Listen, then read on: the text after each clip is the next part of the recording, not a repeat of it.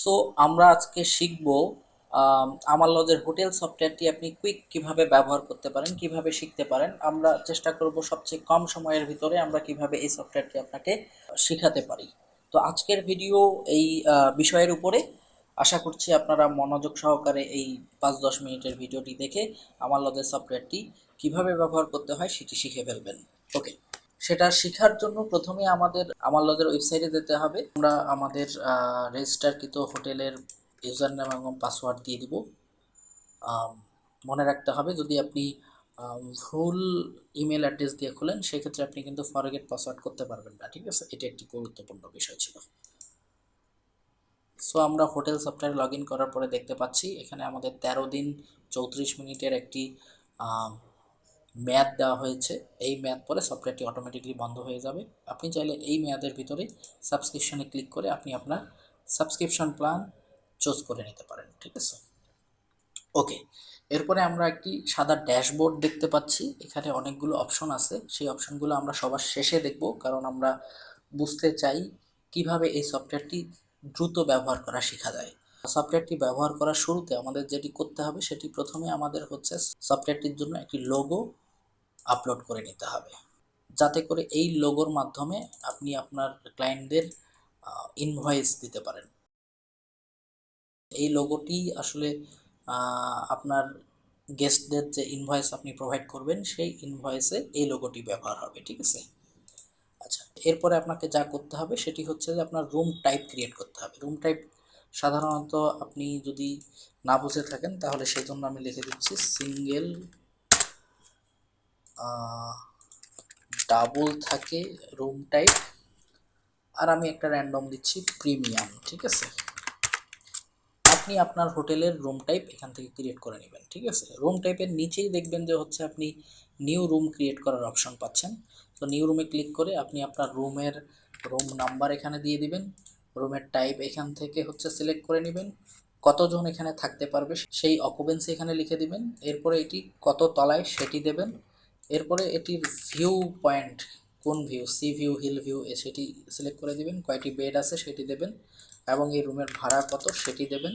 এরপরে এই রুমের এরিয়া কত স্কোয়ার ফিটে সেটি দেবেন। ঠিক আছে, এরপরে এখানে বাথরুম আছে কিনা, থাকলে কি ধরনের বাথরুম আছে সেটি আপনি সিলেক্ট করে দেবেন। তো আমি হাই কমোড সিলেক্ট করে দিচ্ছি। এরপরে আমি একটি রুমের ছবি দিয়ে দিচ্ছি। মনে রাখবেন, যত বেশি রুমের ছবি দেবেন তত বেশি অনলাইনে আপনার রুম বিক্রি হওয়ার সম্ভাবনাটা থাকবে। ঠিক আছে, তো আমি রুমের একটি ডিসক্রিপশন দিয়ে দিচ্ছি, this is a demo room for tutorial. ঠিক আছে, ওকে। এরপরে আপনার রুমে আর কি কি সুবিধা পাওয়া যায় সেটি এখান থেকে আপনি সিলেক্ট করে দেবেন। তো আমি প্রথমবার সবগুলোই সিলেক্ট করে দিচ্ছি। ঠিক আছে, ওকে। আপনি যদি এখন অল রুম ডিটেলসে ক্লিক করেন তাহলে দেখবেন আপনি একটি রুম এখানে ক্রিয়েট করেছেন। আপনি চাইলে এটিকে আপডেট করতে পারেন। তো আমি এখানে আরও 2-3টি ছবি আপলোড করে দিচ্ছি।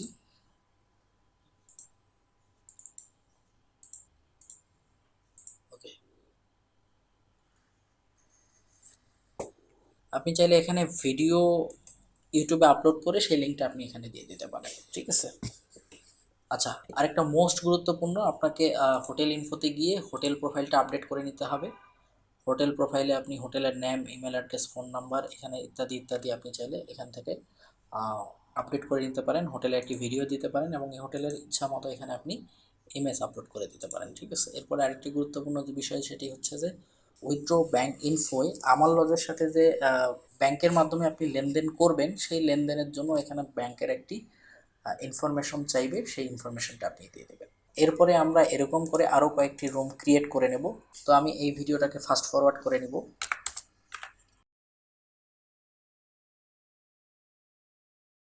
তো আমি একে একে 5টি রুম ক্রিয়েট করে ফেলেছি, আপনি চাইলে এখান থেকে লিস্টে দেখতে পাচ্ছেন। আমরা এখন এই রুমগুলোকে বুকিং করব। ঠিক আছে, তো সাধারণত হোটেলের মেইন বিষয়টাই থাকে হচ্ছে রুম এবং বুকিং। সুতরাং বুকিং ইনফোর ভিতরে যদি আমরা ঢুকি, বুকিংয়ের ভিতরে তখন আমরা সিঙ্গেল রুম, মাল্টি গ্রুপ এরকম অনেক ধরনের বুকিং দেখব। তো আমরা এখন সিঙ্গেল রুম বুকিং দেখব। সিঙ্গেল রুম বুকিংয়ে আমরা দেখছি যে এখানে আমরা যে 5টি রুম ক্রিয়েট করেছি সেই 5টি রুম এখানে শো করছে। ঠিক আছে, সেই 5টি রুমের ভাড়া কত সেটি এখানে শো করছে। সো আমরা রুম রিজার্ভ করা বা চেক ইন করার আগে আমরা এখানে ক্যান্সেলেশন চার্জ সিলেক্ট করে নিব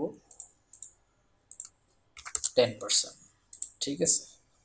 আমরা একটি ভ্যাট সিলেক্ট করে নিব 5%, এগুলো কিন্তু পার্সেন্টেজে হবে, ক্যান্সেলেশন এবং বুকিং ভ্যাট। ওকে, এখন যদি আমরা সিঙ্গেল রুম বুকিংয়ে যাই তাহলে আমরা দেখব যে রুমের ভাড়া 50 টাকা বেশি হয়ে গেছে, যেহেতু আমরা ভ্যাট দিয়েছি সেহেতু এই 50 টাকা বেশি বেড়ে গেছে, ঠিক আছে।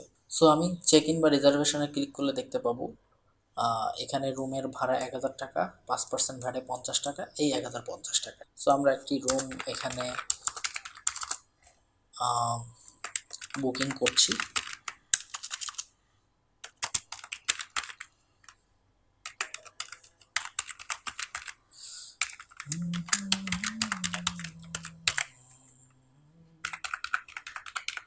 সো আমরা চ্যানেল ম্যানেজারটি একটু পরে দেখছি, এখন আমরা ক্যাশে টাকাটা নিয়ে নিব।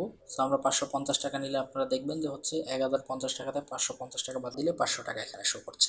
তো আমরা যদি চেক ইনে ক্লিক করি তাহলে দেখবেন যে এটি সবুজ হয়ে গেছে, ঠিক আছে। সো আপনি হাতের ডানে দেখতে পাবেন সিঙ্গেল রুম যখন বুকিং হবে সেটির কালার হবে সবুজ, একটি রুম যখন হচ্ছে একদিনের বেশি বিক্রি হবে তখন হচ্ছে মাল্টিপল ডে বুকিং, এমটি থাকলে সাদা দেখাবে, টেম্পোরারি বুকিং থাকলে পিঙ্ক দেখাবে এবং চেক আউট ডেট হলে হলুদ দেখাবে। বুকিং করার পরে আমরা যদি বুকিং লিস্টে দেখি তাহলে আপনি দেখবেন যে হচ্ছে 1050 টাকা বুকিং, 550 টাকা পেড, 500 টাকা হচ্ছে ডিউ। আপনি এখান থেকে ভিউ ডিটেলসে আপনি পুরো ডিটেলসটা আপনি আবার একবার দেখে নিতে পারেন। একইভাবে আপনি এই 550 টাকার পরে আরও একটি পেমেন্ট যদি চান অন্য কোনো পেমেন্ট মেথডও নিতে পারেন বা ক্যাশও নিতে পারেন, ঠিক আছে। এখান থেকে আপনি পেমেন্ট লিস্টগুলো কতবার নিয়েছেন সেখান থেকে দেখে নিতে পারেন। এরপরে এখানে আপনি A4 পেজে আপনি যদি প্রিন্ট দিয়ে আপনার গেস্টকে দিতে চান তাহলে আপনি সেইটাও দিয়ে দিতে পারেন। এখানে লক্ষণীয় বিষয় হচ্ছে যে দেখুন আপনার হোটেলের লোগো এবং হোটেলের নামটি এখানে শো করছে, ঠিক আছে। সো লোগোটা আপনাকে প্রোফাইল থেকে আপলোড করে দিতে হবে। ওকে, এরপরে যেটি আছে এটি চাইলে আপনি পস প্রিন্টারও প্রিন্ট করতে পারবেন, ঠিক আছে, সেই মাপটাও এখানে দেওয়া আছে।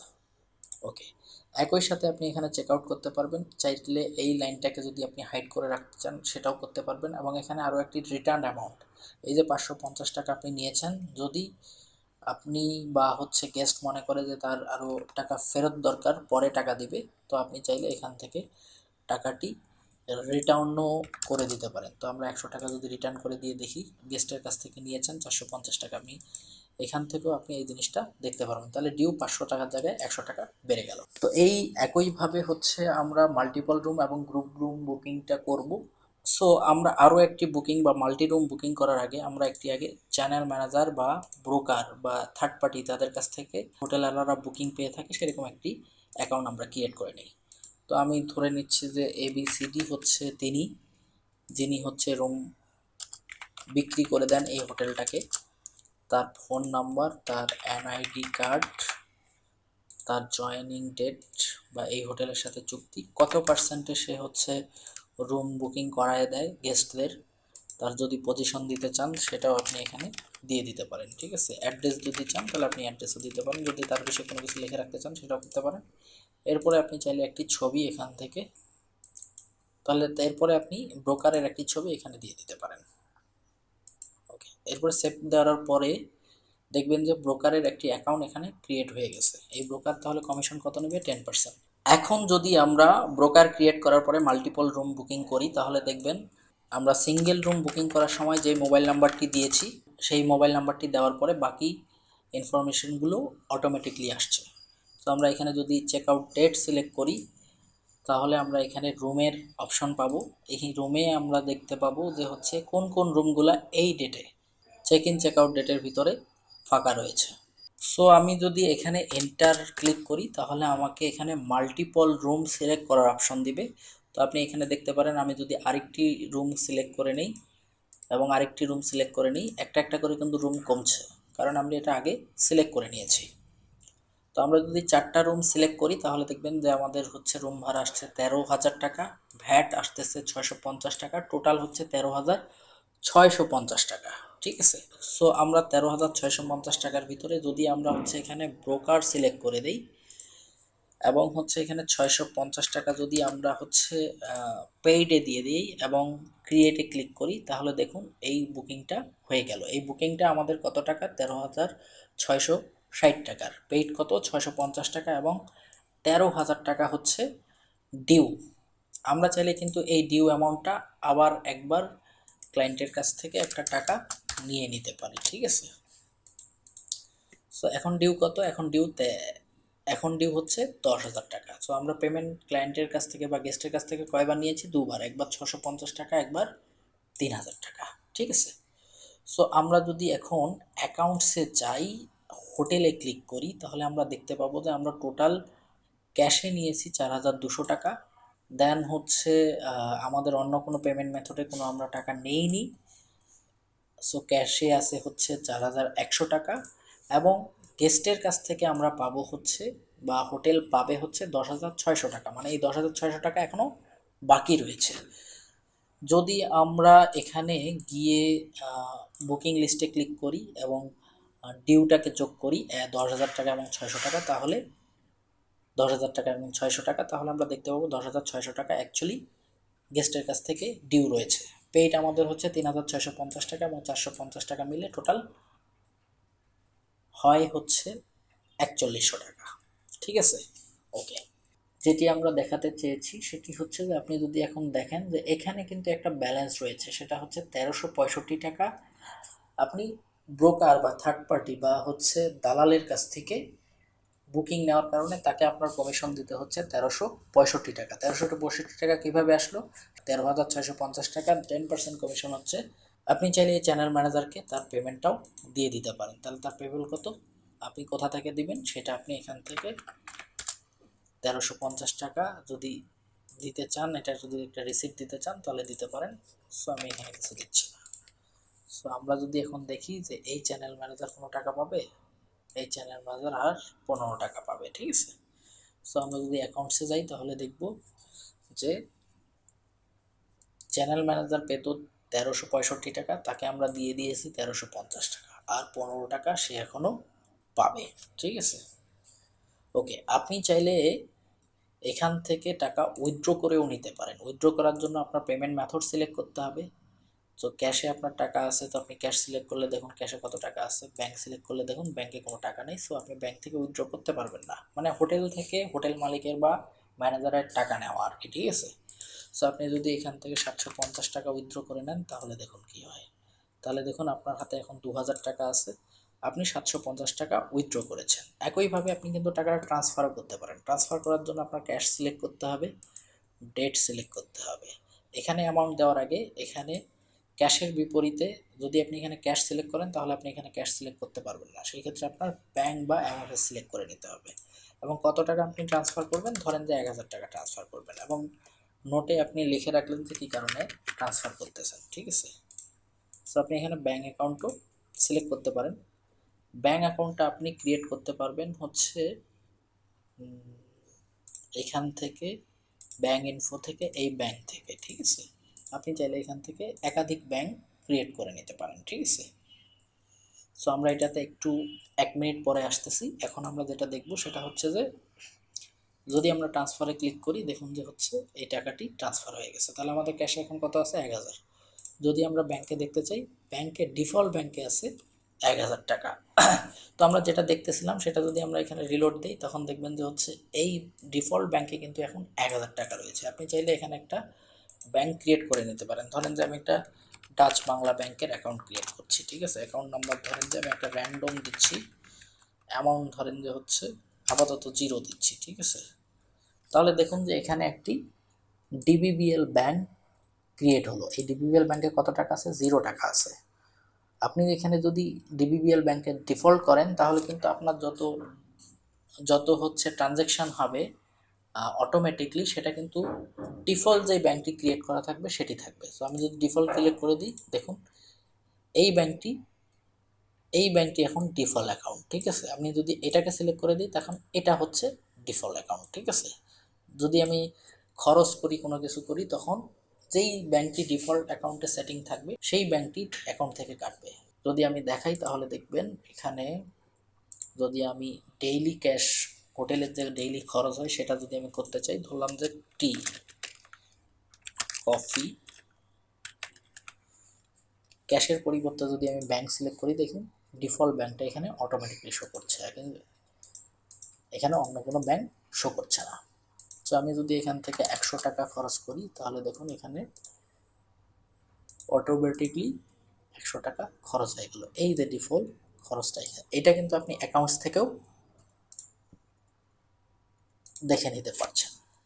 তাহলে টোটাল ক্যাশে ছিল 4200 টাকা, আপনি হোটেলের খরচ ডেইলি খরচে করছেন 100 টাকা, আপনি উইথড্র করছেন 750 টাকা, আপনি ট্রান্সফার করছেন ব্যাংকে ট্রান্সফার করছেন হচ্ছে 1000 টাকা, চ্যানেল ম্যানেজারকে দিয়েছেন 1350 টাকা, রিটার্ন করে দিয়েছেন 100 টাকা। এখন আপনার হাতে আছে টোটাল 1900 টাকা। ঠিক আছে, ব্যাংকে 1000 টাকা, এখানে ব্যাংকে যে বুকিং হবে সেগুলো কিন্তু দেখাচ্ছে, এখানে কিন্তু ব্যাংকে কত টাকা আছে অতটুকু ওটা দেখাচ্ছে না, ব্যাংকের মাধ্যমে কত টাকা বুকিং হয়েছে সেটা দেখাচ্ছে। ঠিক আছে, এটা হোটেল ম্যানেজমেন্টের ভিতরের অ্যাকাউন্টস। ঠিক আছে, সো আপনার ওই ব্যাংক অ্যাকাউন্টটিতে কত টাকা রয়েছে আপনি সেটা কিন্তু দেখতে পাবেন হচ্ছে এই যে অ্যাকাউন্ট ম্যানেজমেন্ট, নিচে অ্যাকাউন্ট ম্যানেজমেন্ট, সেখান থেকে সামারিতে গেলে, হ্যাঁ আপনি সাবমারিতে হচ্ছে দেখুন ডিফল্ট ব্যাংকে 900 টাকা আছে।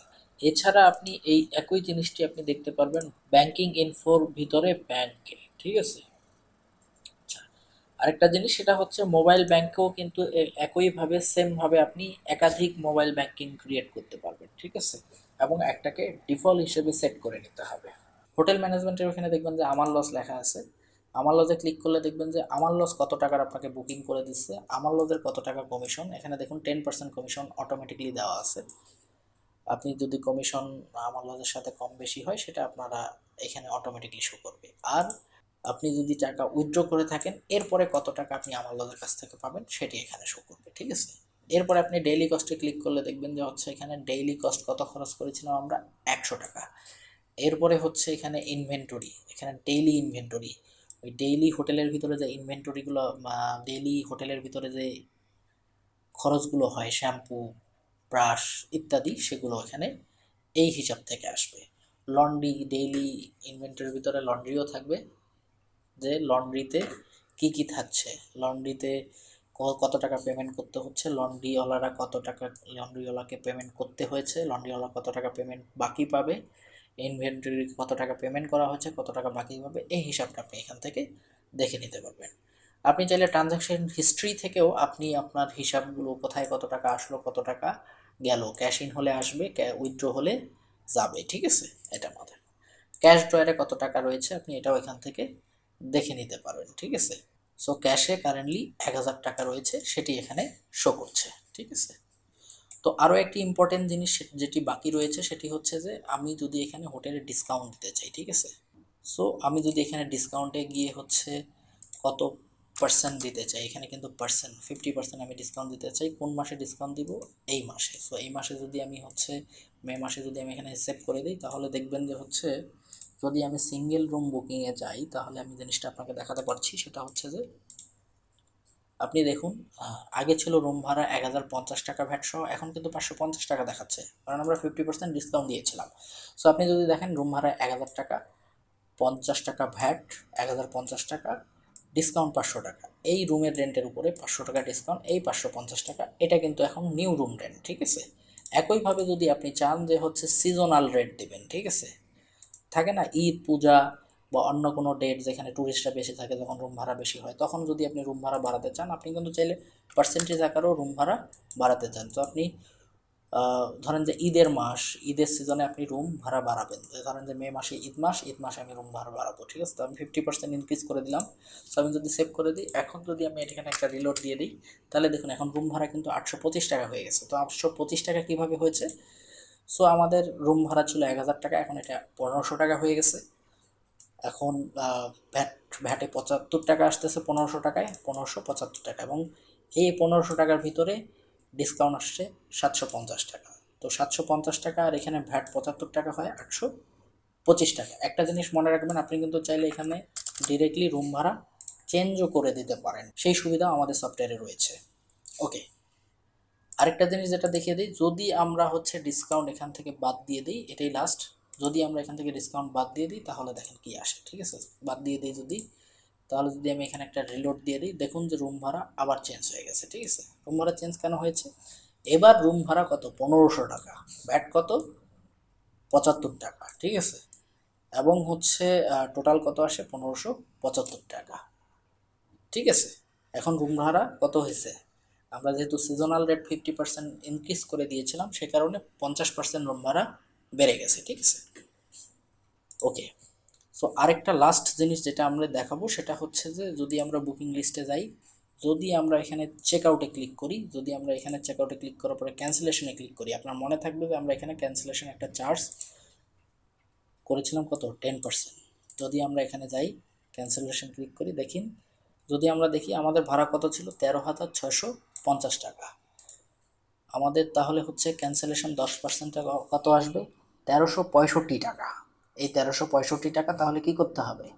এই 1365 টাকা তাহলে ক্যান্সেলেশন চার্জ গেস্টের কাছ থেকে আপনি নিতে পারবেন, ঠিক আছে। এই সুবিধাটাও এখানে আমাদের রয়েছে, ঠিক আছে। সো কুইকলি যদি আপনি চান, এটাই হচ্ছে হোটেল ম্যানেজমেন্ট সফটওয়্যার। এর বাইরে আপনি টিউটোরিয়ালগুলোতে আরও বেশি করে হচ্ছে রেস্টুরেন্ট কিভাবে হচ্ছে গ্রুপ রুম বুকিং করে, দেন হচ্ছে রেস্টুরেন্ট কিভাবে ব্যবহার করে, এমপ্লয়ি ম্যানেজমেন্ট কিভাবে ব্যবহার করে, বা অন্যান্য যে সফটওয়্যারগুলো আছে সেগুলো কিভাবে ব্যবহার করে, সেগুলো আপনি আস্তে আস্তে শিখবেন। সেগুলো কোথায় পাবেন? সেগুলো পাবেন হচ্ছে এই যে ভিডিও টিউটোরিয়ালে যখন আপনি ক্লিক করবেন তখন। আপনি যদি একই জিনিসটা মোবাইল অ্যাপে ব্যবহার করতে চান তাহলে এখানে ক্লিক করলে আপনাকে কিন্তু আমাদের মোবাইল অ্যাপটাও শো করবে। একই সিস্টেমে বুকিংটা আপনি মোবাইল অ্যাপেও করতে পারবেন, ঠিক আছে। সো কারেন্টলি এখানে ভিডিও টিউটোরিয়াল যখন আমরা বানাচ্ছি তখন আমরা কোনো ভিডিও টিউটোরিয়াল দিইনি। সো আপনি যখন রেজিস্ট্রেশন করবেন তখন এখানে আপনি অনেকগুলো ভিডিও টিউটোরিয়াল দেখতে পাবেন। কোনোটা হচ্ছে হোটেল ম্যানেজমেন্টের উপরে, কোনোটা রেস্টুরেন্টের উপরে, কোনোটা এমপ্লয়ির উপরে, ঠিক আছে। এরকম করে কীভাবে রেজিস্ট্রেশন করতে হয়, এরকম বিভিন্ন ধরনের হোটেলের এই সফটওয়্যার রিলেটেড আপনি বিভিন্ন ধরনের টিউটোরিয়াল আপনি এখান থেকে দেখে দেখে শিখতে পারবেন। আর যদি টিউটোরিয়াল দেখে আপনি শিখতে না পারেন তো আমাদের খুব শীঘ্রই এখানে একটি চ্যাটবট থাকবে অ্যাডমিনের সাথে, মানে আমাদের সাপোর্ট টিমের সাথে আপনি চাইলে ডিরেক্টলি হচ্ছে চ্যাটিং করে অনলাইনে বা হচ্ছে মিটিং করে আপনি সফটওয়্যারটা শিখে নিতে পারবেন। এই সাপোর্টটাও আমাদের সাপোর্ট টিম দিবে, ঠিক আছে। আপনাকে বোঝাতে পেরেছি কিনা জানি না, কুইকলি কীভাবে হচ্ছে আপনি হোটেল সফটওয়্যার ব্যবহার করবেন, ঠিক আছে। তো আজ এই পর্যন্তই, ধন্যবাদ সকলকে।